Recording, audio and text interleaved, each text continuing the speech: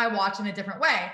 I'll literally stand up in the family section. It could be an 8-yard run and I'm screaming my head off. And everyone's like, what is going on? Okay, well, you didn't see that Jake had the outside arm that got him the 8-yard run on the left side. So I'm going nuts about it because it was a great run.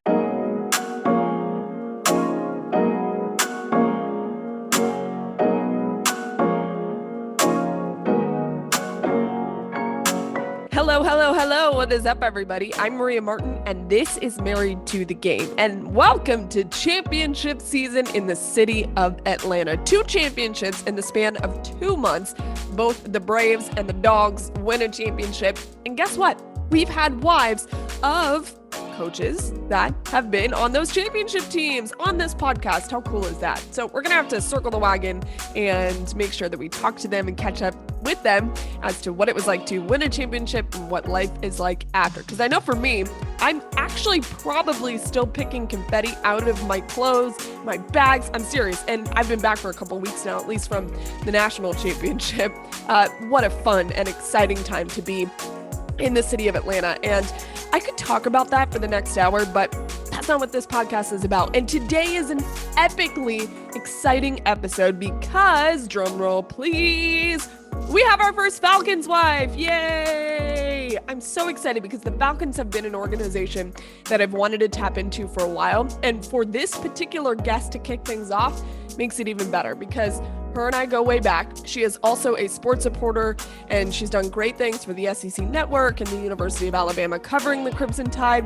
Today I have Meggi Matthews, who is married to starting offensive lineman, Jake Matthews for the Falcons. Such a cool dynamic that they bring and such a really powerful and exciting life that they're building together. Meggi gives so many awesome perspectives. Also, a very passionate and informative message to Falcons fans, because everybody knows this is a really particular time within the organization for the Falcons. There's been firings, there's been hirings, there's been movement.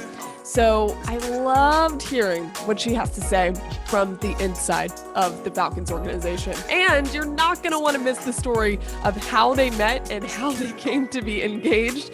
It is unbelievably wild and so entertaining. Buckle up, everybody. Here is part 1 of Meggi Matthews, and this is Married to the Game.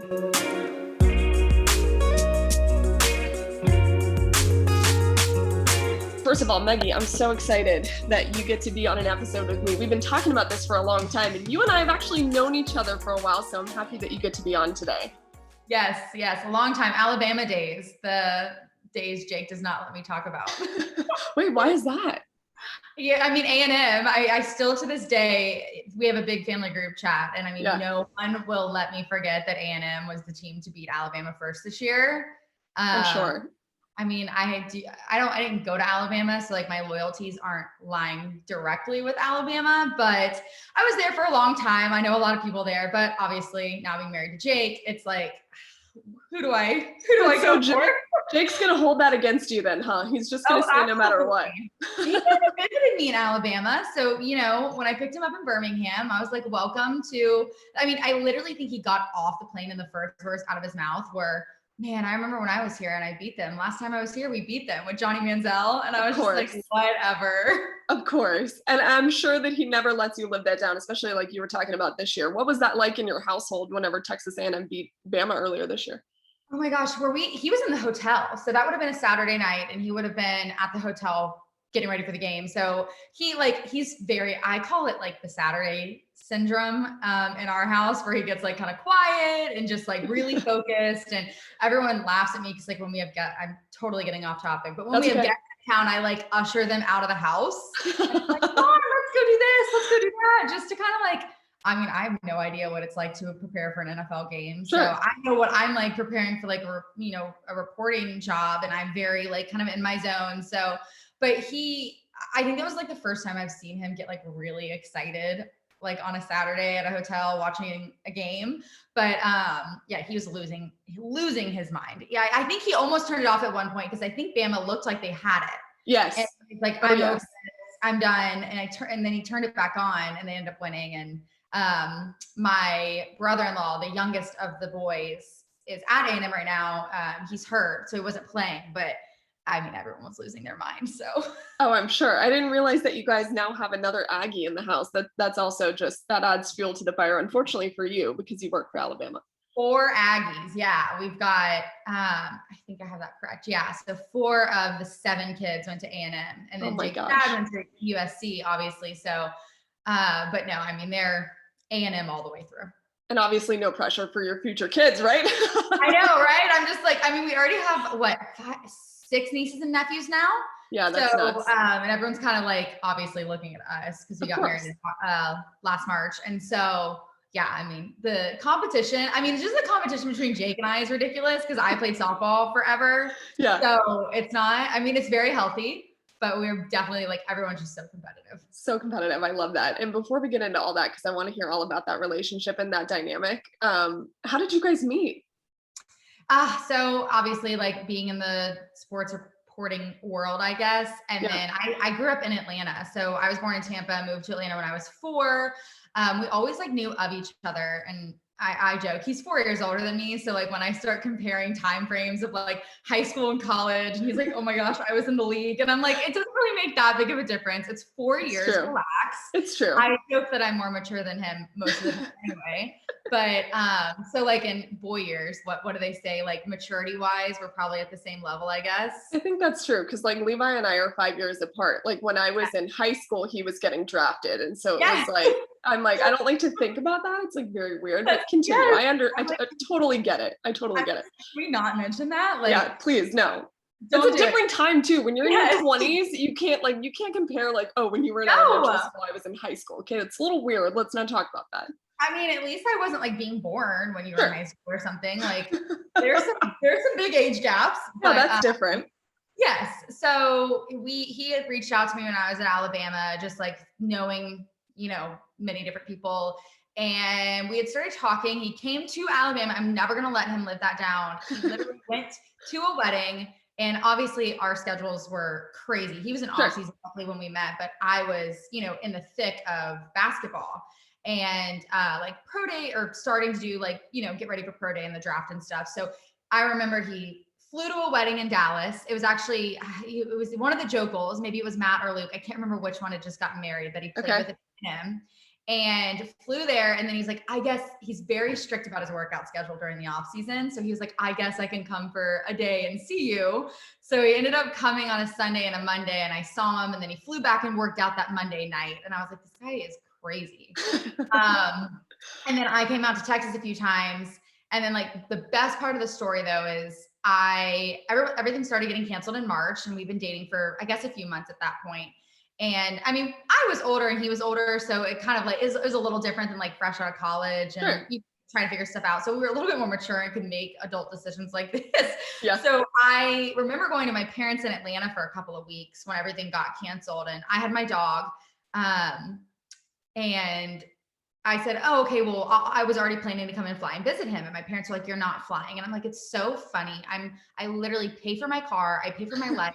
I have a full-time job, a full-time salary. And how are you going to tell me that I cannot fly to Texas? Like, this makes no sense.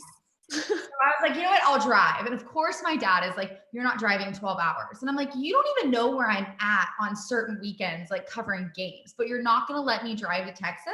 I was like, oh, fine. So it was like a whole thing. And I think Jake probably thought, oh, what is wrong? Like with these girls' parents, they're so protective. And you were telling him every step of the way, like, look, my parents are freaking out. Trying to figure this out. What do I do? So he was like, why don't you fly, or why don't you drive to Baton Rouge? And I was like, well, I have my dog. And I'm like, should I leave my dog? I have a golden doodle. Should I leave him with my parents? And he's like, no, I guess bring him. So like, this is like our 3rd or 4th time spending like weekends with each other. Obviously like FaceTiming and on the phone is different. Right. So I was like, okay. So I drove to Baton Rouge. I left my car in Baton Rouge, which is the half point between Houston and Atlanta, left my car there and with a couple of family friends, and Jake came over and picked up Scout and I, and we drove to Texas. So like a week passed by, and I had planned to stay a week. So I had like a normal suitcase full of clothes, and that's about it. And then 2 weeks passed by, and then everything is like full lockdown. And then I literally remember sitting on the couch, and it came out that they were going to start shutting down borders. Oh my gosh. I was like, oh my gosh. And at the time we like looking back, we had no idea what that actually meant. So like they weren't really shutting down state borders, but we were both like, okay, what do we do? Do you take me back now so I can get back? And he was like, no, just stay. So that turned into 7 months of you being there. You never left. And I literally never left. And so he hadn't dated a ton of people before me. And so he's very firm in knowing like, if this is not what I want, it's not what I want. So I was like, okay, he's keeping me around. And, so 7 months, we had to go back and forth to Atlanta a few times to like check on the house, and he wanted to meet my parents and stopped in Tuscaloosa where my apartment was and got some clothes. And we were all virtual working. So he set up like a little studio in the master bedroom with the Alabama logo. And I was doing all of my interviews virtual. Oh, we all know how that goes. And then we had to make the decision in July if I was going to go back to Alabama, or obviously, we were both older. So it was like, if this is it, this is it. Like we're not going to sit here and dilly dally. There's no reason to. When you know. And I think at that point we both knew. So we stopped in Alabama on the way to camp. He packed my apartment by himself, like did it all, packed my apartment in a U-Haul. He drove the U-Haul. I helped, but he drove the actual U-Haul. I drove my car. We moved to Atlanta, and then he proposed 3 months later, and then we were married by March. Oh my gosh. So I remember, like, I kind of remember when you first started dating him, but I didn't realize that this was like a quarantine, like. Yes. Could you imagine if you were there and it just like wasn't working out and you're stuck? What would you have done? My dad kept joking with him. So like my dad loves to like, I'm the butt of every one of my dad's jokes. And so he was like, Jake, I can drive and come get her. Like I can take her off. That's really funny. I'm like, are you kidding me? Like I'm your daughter. I mean, I can take you, I can get her for you. And I'm like, what? Ridiculous. Well, you're lucky that it worked out, because I don't know how awkward that would have been if you were like, all right, well, I know. Can you drive me to Louisiana? Because I don't have a way to get back. I don't think he would have quarantined though if he didn't know at that point. We had known it was pretty quick that we both knew. Yeah. And it was so funny. I have this vivid memory, probably, I think when Jake got drafted, like in 2014, I didn't really know. I knew of him obviously, but I didn't know like the family. I didn't know everything. And so I remember him getting drafted in 2014, and I was still in Atlanta, and I was working in Atlanta. I worked for like Bleacher Report and ESPN, like 2 and 3. And I literally vividly remember seeing like a video of him like getting on the plane and getting drafted. And I remember thinking, oh, that he's really cute. And I remember like, following his public Instagram when he had one. Now he doesn't do social media. And so I remember following it, and then like he deleted it, and then like didn't think anything of it. And then 5 years later, or no, 6 or 7 years later, now we're here. That is wild. That's wild. Enjoy your Sonic. Chili, cheese. They both have a cha and a cha, almost like a cha-cha. So you got the chili and the cheese, the fried onion strings, and now you're moving. You're feeling good. You're smiling a little bit. Yeah. The new Twisted Texan Cheeseburger and Footlong Coney. Made with crunchy fried onion strings, flavorful chili, and perfectly melted delicious cheese. Choose between a cheeseburger and a Footlong Coney. It's twisted, y'all. Try one half price in the app. Only online or in the Sonic app. Add-ons extra. Limit 1. Not good with other offers. At participating Sonic drive-ins for a limited time.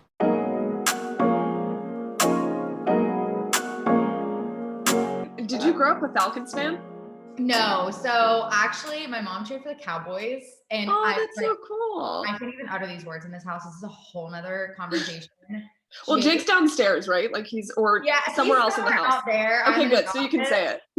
So obviously Jake's dad played for the Houston Oilers. So he can't stand Dallas. Like you grew up in Houston, you're not a Dallas fan, obviously. Right. Can't stand Dallas. And my mom, like through and through, biggest Cowboys fan, and like Jimmy Johnson, like the whole 9 yards, and Jake is not. So Jake loves to make fun of her, and my mom had like a Cowboys tag on her car, and now she's finally like, every time she like takes something out of her ownership that's Cowboys, she'll text Jake and be like, okay, I took the license plate off my car that says Cowboys. Like I just want you to know, I only did this for you. And Jake's like, oh my gosh. So like I actually grew up a Cowboys fan. So, but you don't ever say that anymore now. Oh, no. Like, and it's so funny. my mom is like, I can love Jake and I love the Falcons when they play the Cowboys, but I'm allowed to cheer for the Cowboys when Jake's not playing them. And she's like, don't you feel the same way? And I'm like, honestly, Mom, No. if it's your husband or your child, no.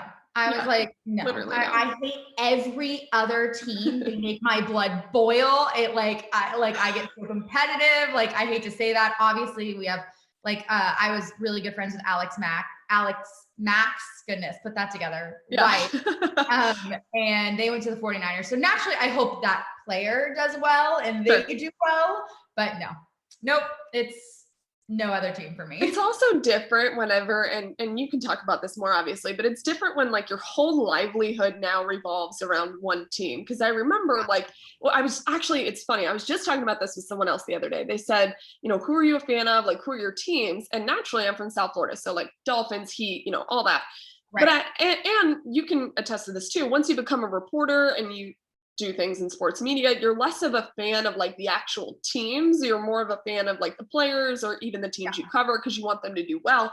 But I was telling them, I married a coach. And so it doesn't make sense for me to really be a fan of anyone but wherever he's at. And I'm sure it's the same thing for you too. It's totally different when it's your whole life.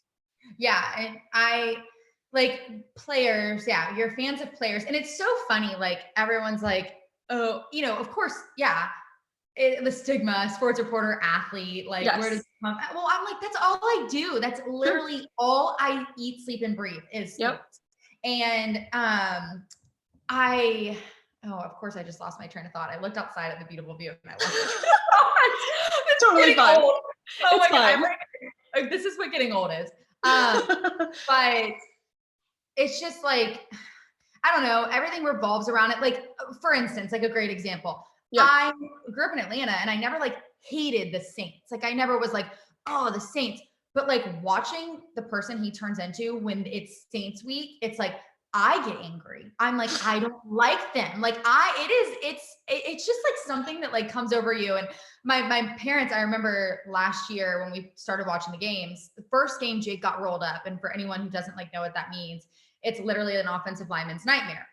Someone falls on the back of their knees, they get, rolled up. So, and Jake actually sprained his knee and I got my wisdom teeth out that week and had dry sockets. Oh, so that was our first week of being together in a season and it was horrendous. And Jake has this streak. He's like, it's not dumb. It's amazing. But like, people are like, you really revolve your life around that. But I'm like, yeah, we do. He's like second in the NFL for like active games played. It's like the Iron Man streak. I think that's a great streak.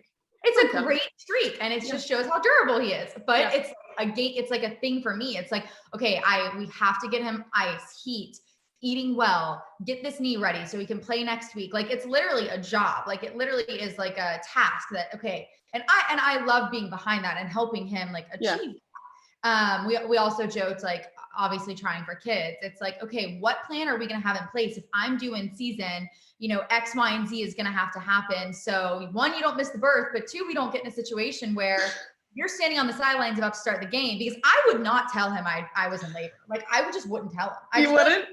Good luck, honey. No, I'm so competitive. I think I would let him know. I think I'd let him start the game and then like maybe halftime, like give him a heads up. But no, I'm dead serious. Not the streak. We can't break the streak for a baby. Okay. No, we can't. It's like, I'm not going to make him choose between something he's been doing for 8, 9, or not even his entire life, but NFL wise, 8, 9 years. So yes, we have many plans in place if this were to happen. I like feel like I almost have to put it on Instagram too. Like, okay, Falcons fans, here's our plan. He's not going to miss a game. Don't panic. That's really funny. Well, you already brought up the Falcons fans. So, one thing about NFL fans in general, not just the Falcons fans, and I think more so in other markets, is fans are very passionate. It's why we like football. It's why we like sports. Passionate is the kind thing to say about certain fans, obviously. As a player's wife now, has your perspective kind of changed a little bit on what being a sports fan is? Yeah, it's funny. Like, I think being an athlete and being a reporter too, I just have like a different since, like, I remember always getting in trouble because, or not in trouble, but being like, hey, you need to cover injuries more aggressively. Right. But for me, it was so hard for me because like I ended my soccer career with an injury, and it was so hard for me to like stand there and like I was so limited with the information I would give because I was just like, this is somebody's husband, it's somebody's brother, son. It just was so hard for me to like say, oh, I hear them crying. And it's just like those intimate moments are not, in my opinion, supposed to be like, and it's such a fine line because there are reporters who do a great job at it, but then there are other, it's just like kind of what you believe in. Yeah. And I think that was made even more prominent when I became like a player's wife. Like I have to watch it. Like I say that, like back to what I was saying about my parents, like I'm not a fun person to watch a game with because I literally sit there with like my fist clenched. My heart rate is through the roof. And it's just like, I explain it as if you were watching your husband or your child driving in a car in front of you and you watch them get into a car accident and you don't know if they're okay. Yeah. And you have to like visually, it's different if you get a call, hey, your husband got in a car accident, but it's different when you visually like watch it. And I think that like changes my perspective as a fan too, because of like the body that's been put on the line. I also think fans don't see what they go through at home too, like game ready and the compression boots and just the pain that their bodies are in. Like they obviously, and then, the fans are like, well, they make the money to do it, which yes, they do, but it's just like a sympathy thing. And it's just like, until it's your husband or your kid, that's always what I say. Until it's your husband or your child, you will never understand like the protectiveness that comes out. Yeah. And I think like my husband doesn't do social media. I obviously do because I was a reporter. And I think I've talked to you about it a few times. Like, you read Twitter and you're just like, I must stay away from it. I have to stay away because then like being a reporter, what I'm good at is basing like what I'm saying on statistics. That's like what we're taught to do is like back up our information with statistics or something that can't be argued, like not an opinion. Yeah. You're very rarely supposed to go on and like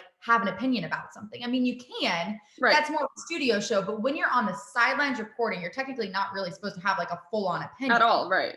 Yeah, exactly. So I'm just like, I want to go in and be like, and bring out statistics and like get into it and everything and be like, this is just an opinion. But then I like sit down and I'm like, what, at the end of the day, I know so much about football, like, and like and that's just the basics, but I will never understand what it's like to be on the field and do what Jake does. I still find myself like, I'll text Jake's two brothers that are, one's younger, one's older, and they both played football. And I'll find myself in games, just text them and being like, hey, I saw that.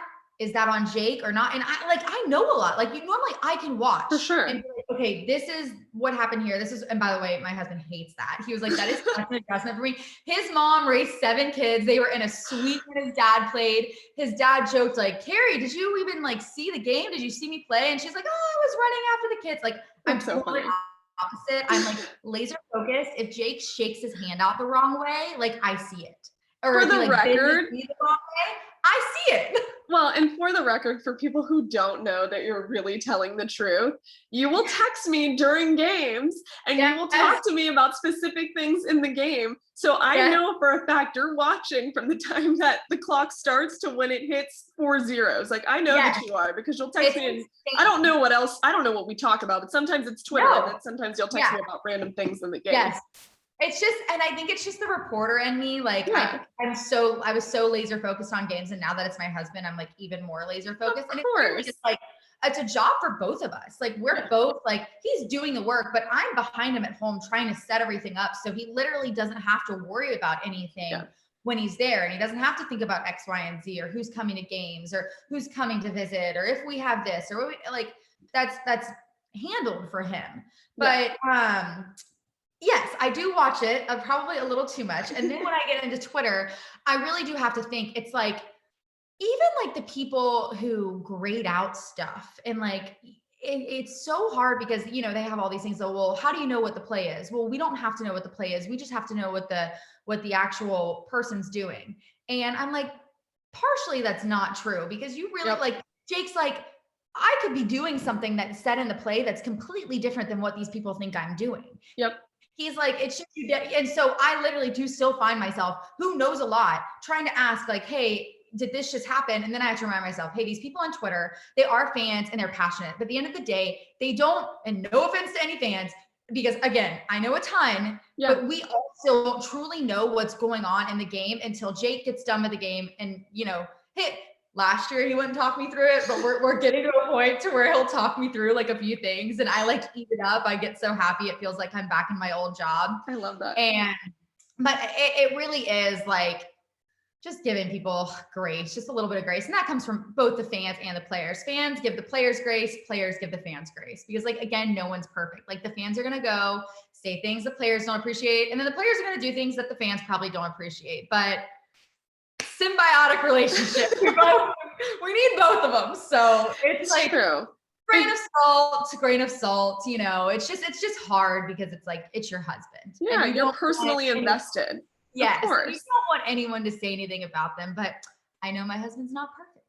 So yeah, but you know what? He has been a starting offensive lineman for quite a long time now. So clearly he's good at his job, because that wouldn't be the case in the NFL if he wasn't good at his job. But I know it's definitely difficult when you read things that that they just don't understand. And that's part of the battle. And I think what's made this podcast so fun is it gives people a better perspective on, okay, you're married to the athlete. Yes, but there's so much that goes into that. You're kind of talking about, you get things ready. I think you and I have talked a couple times. I don't remember which game it was, but you told me you had like, obviously Jake has a big family, but you had like a bajillion family members there. Tell me what is that like? What'd you say? 15 people, literally the last 4 games of the season.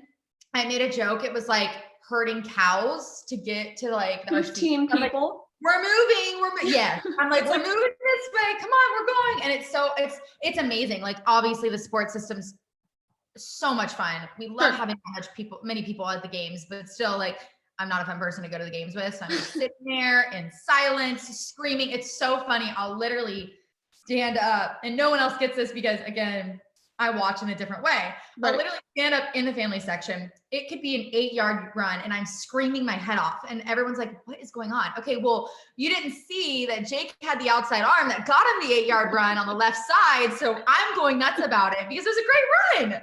And so it's just stuff like that. I mean, yeah, huge family. And it's funny, like we never even have the entire family out here for games. It's like one set and then the other set and then the other set. But just me growing up in Atlanta, we have so many people that we're friends with and that, want to come see. So it's a fun divvying up all 17 games of like who comes for what. But it's just kind of like herding everyone in here. And like, I have a firm rule that my butt is in the seat at 12:30. And a season opener, it took me 2.5 hours to get in. And I remember Jake's trainer had come in town with his family to watch the game. And I remember he's sitting in the passenger seat. I'm sitting in the front seat trying to get to the red deck, and he is holding up his phone. And it was like the one really good drive of the game. And I'm like, I'm trying to watch every meticulous play without wrecking my vehicle. Like, I think to this day, I don't think I've missed one play through last year and this year. That's pretty good. I have not yet. That's pretty good. I won't fly during game time. If I go somewhere and he's an away game to go like visit a friend, I'm home in my house an hour prior to kickoff.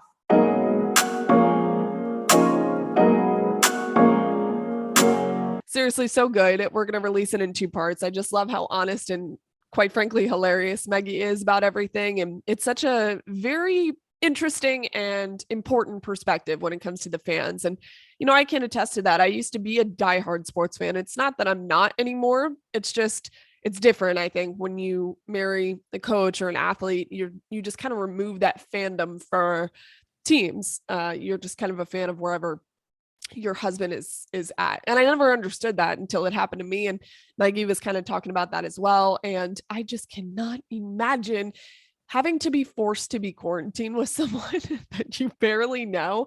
I mean, that is going to tell you if you want to marry someone. If that doesn't, I don't know what will. So I just love it.